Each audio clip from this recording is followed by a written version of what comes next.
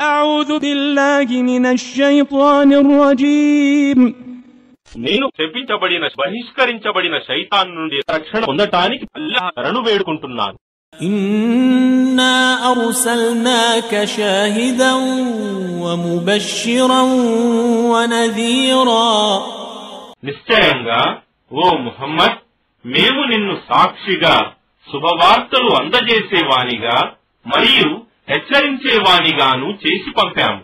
لتؤمنوا بالله ورسوله وتعزروه وتوقروه وتسبحوه بكرة وأصيلا.